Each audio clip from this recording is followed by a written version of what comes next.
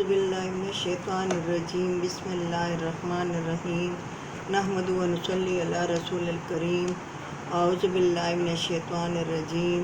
میرے بہنوں، میرے بھائیوں، میرے عزیز ہم وطنوں، مسلمان غیر مسلمان سب کے لیے، کیونکہ قرآن کا دعویٰ ہے، قرآن میں اللہ تعالیٰ فرماتا ہے شفاء للناس و ھدی للعالمین، یہ شفائے لوگوں کے لیے، دل و دماغ کے لیے، بیماریوں کے لیے، ہر بیمار چھوٹی بڑی سب بیماریوں کے لیے، اور ہدایت تمام عالموں کے لیے۔ میری بہنوں، میرے بھائیوں، میں نے یہاں ویلوڈ بنایا تھا 128 آیات پر، اب میں 129 آیات سے شروع کر رہی ہوں۔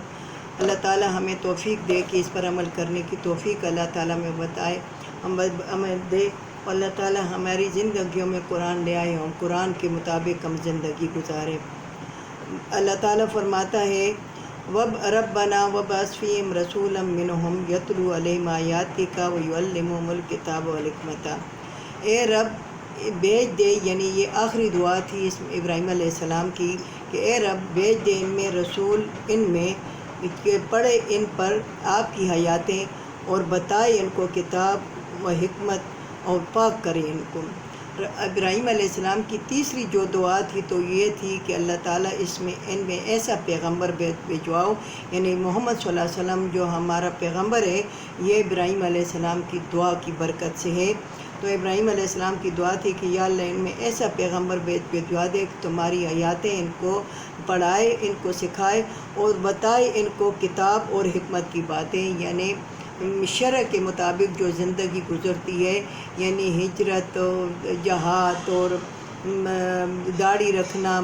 جو بھی شریعت کے مطابق، یعنی رسول اللہ صلی اللہ علیہ وسلم کی حدیث کے مطابق جو حکمت ہے وہ باتیں، اور پاک کرے ان کو، یعنی یہ تو گناہ گار ہیں،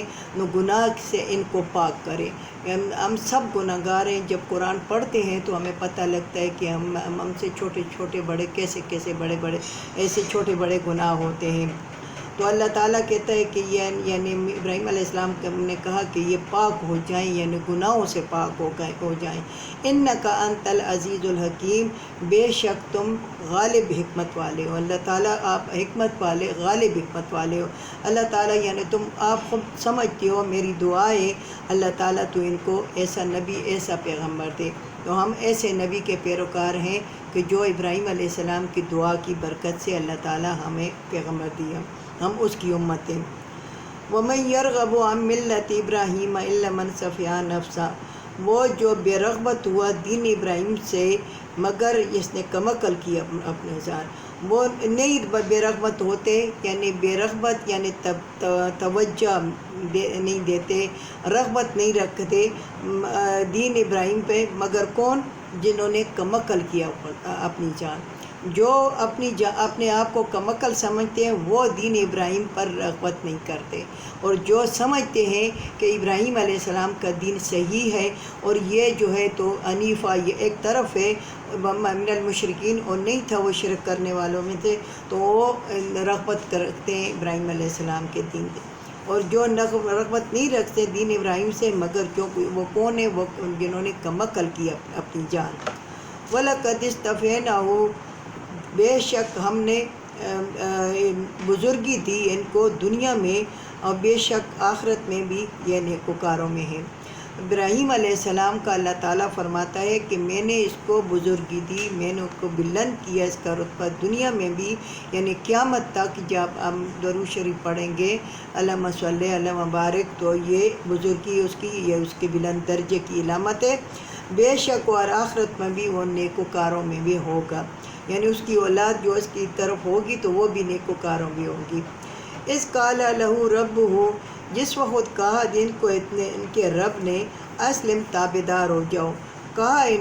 ابراہیم علیہ السلام نے اسلم تو لرب العالمین، میں تابعدار ہوں اپنے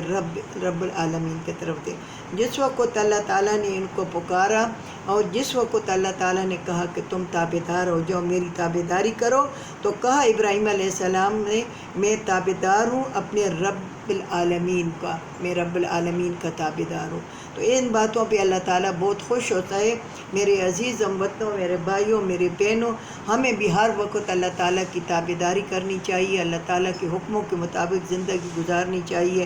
اللہ تعالیٰ کے احکامات کے مطابق ہمیں 24 گھنٹوں کی زندگی گزارنی چاہیے۔ ہمارے جو بھی فنکشن ہوتے ہیں، جو ہمارے طریقہ کار ہوتے ہیں، تمام اسلام کے مطابق ہو تو ہم بھی تابعدار ہو جائیں گے رب العالمین کے۔ وَوَصَّىٰ بِهَا ابراہیم بَنِیهِ، وصیت کی اس طرح ابراہیم علیہ السلام نے اپنے بیٹوں کو، اور یعقوب علیہ السلام نے، یا بنی یا ان اللہ اصطفیٰ لکم الدین، اے میرے بیٹو، بے شک اللہ تعالیٰ نے بلند کیا تمہارے لیے تمہارے دین کو، فلا تموتن الا وانتم مسلمون، تو مت مرو مگر حالت مسلمانی میں۔ یہ وصیت کی یعنی ابراہیم علیہ السلام نے بھی اپنے دونوں بیٹوں کو کی، یعنی ابراہیم علیہ السلام کے بیٹے اسماعیل علیہ السلام، اسحاق علیہ السلام تھے، اور یعقوب علیہ السلام جو تھے تو یہ ان کے اسحاق علیہ السلام کے بیٹے تھے۔ تو یعقوب علیہ السلام کے 12 بیٹے تھے، تو اس نے بھی اپنے بیٹوں کو یہی وصیت کی کہ اے میرے بیٹو،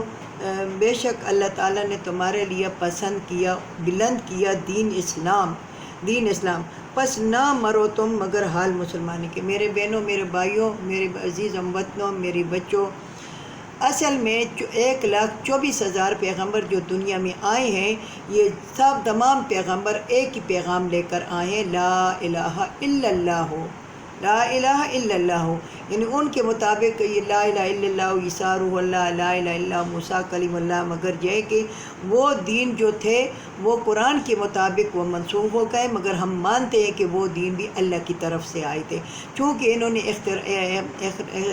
تخریفات ان میں کی، بدل کر دی، اور قرآن جو ہے اپنی حالت میں اللہ تعالیٰ نے پیچھے آئے گئے۔ انشاءاللہ اس سفر میں اگر ہم شریک رہے تو انشاءاللہ وہاں میں آپ کو تشریح کروں گی کہ قرآن کی حفاظت اللہ تعالیٰ نے خود لی، باقی کتابوں کی حفاظت اللہ تعالیٰ نے ان کے عالموں پر ڈال دی۔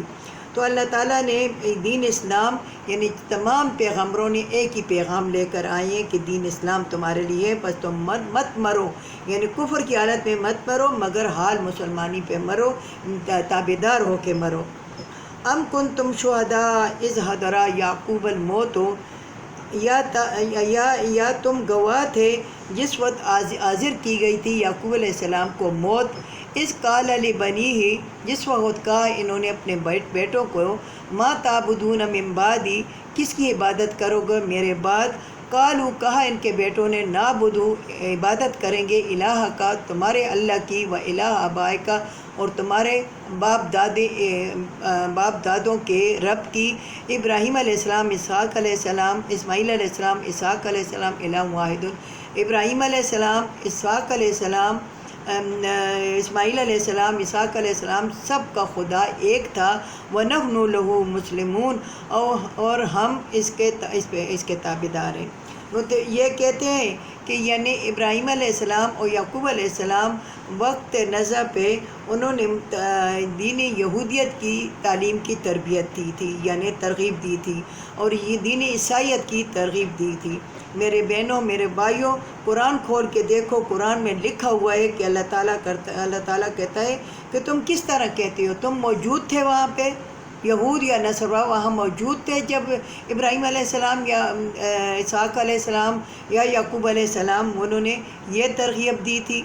ام کنتم شہداء، آیا تم یا موجود تھے وہاں جس وقت حاضر کی گئی تھی یعقوب علیہ السلام کو موت، جس وقت کہا اس نے اپنے بیٹوں کو، یعنی یعقوب علیہ السلام کے 12 بیٹے تھے، اپنے بیٹوں کو، تم کس کی عبادت کرو گے؟ انہوں نے پوچھا کس کی عبادت کرو گے؟ تو تمام بیٹوں نے کہا میرے بعد،